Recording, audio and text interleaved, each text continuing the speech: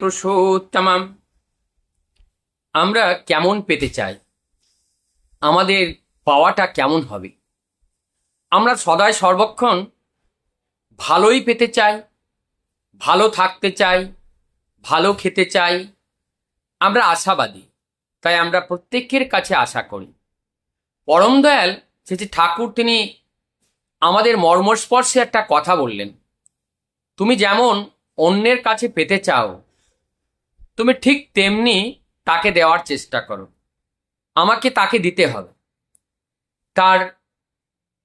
তাকে আমাকে নিজের মতো করে ভালোবাসতে হবে। কেমন করে ভালোবাসতে হবে?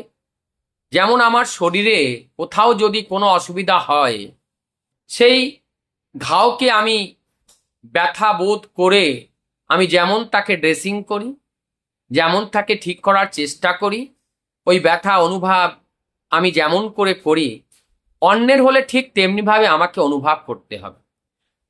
কথার অর্থ হলো, অন্যের ব্যথাকে নিজের ব্যথা মনে করে চলতে হবে, অন্যের কষ্ট আমার কষ্ট মনে করে চিন্তা করতে হবে, অন্যের অভাব আমার নিজের অভাব বলে মনে করতে হবে। আমি যেদিন অন্যের বেলার অন্যের কষ্টগুলো আমি আমার মতো করে ভাবতে পারবো, আর আমি যখন তার কাছে যেয়ে দাঁড়িয়ে তার অভাবকে পরিপূরণ করার চেষ্টা করব, তখন আমার মধ্যে অহংকার থাকবে না। আমার মনেই হবে এটা তো আমার। পরম দয়াল শ্রী ঠাকুর এমনিই ভাবতেন, তাই তিনি সহজভাবে সত্যানুসরণে এই কথাটা তিনি লিখলেন। আবার তিনি একটা কথা এর সঙ্গে যুক্তাযুক্তভাবে, সেটা কি কথা? সেটা বলছেন, নিজত্ব হারিয়ে কাউকে খুশি করতে যেও না। আমাকে দিতে হবে, আমি তাকে উজাড় করে দেব, তার জন্য আমি করব।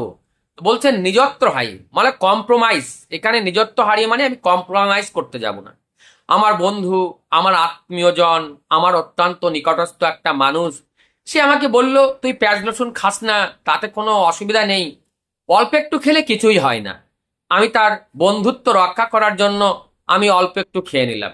ঠাকুর এই কথাই বলছেন যে নিজত্ব হারিয়ে যেখানে আমার প্রভুর কথা অমান্য হয়ে যাবে, সে আমার যত বড়ই বান্ধব হোক না কেন, আমি তার কথা স্বীকার করতে পারবো না। কেন? আমার জীবনের সবচেয়ে বড় বান্ধব হলো আমার ঠাকুর, আমার প্রিয় পরম। তাই আমার প্রিয় পরমের কথা সর্বোপরি। আমি তার কথাটা গুটিয়ে এক জায়গায় রেখে আমি আমার বন্ধু বান্ধবের কথাকে মেনে আমি চলবো, এমন এটা আমি স্বীকার করতে পারবো না। এমনিভাবে অর্থাৎ এটাই হলো নিজত্ব হারিয়ে। আর আমি যদি আমার সেই নিজত্ব, আমার সত্তার সেই গুণাবলী হলো আমার ঠাকুরের গুণাবলী।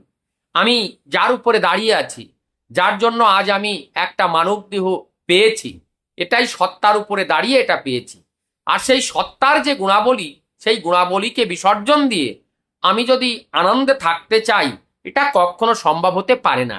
তাই আমি আমাকে হারিয়ে কাউকে খুশি করতে যাওয়া ঠিক নয়, এই কথাই ঠাকুর আমাদেরকে বলতে চাইলেন।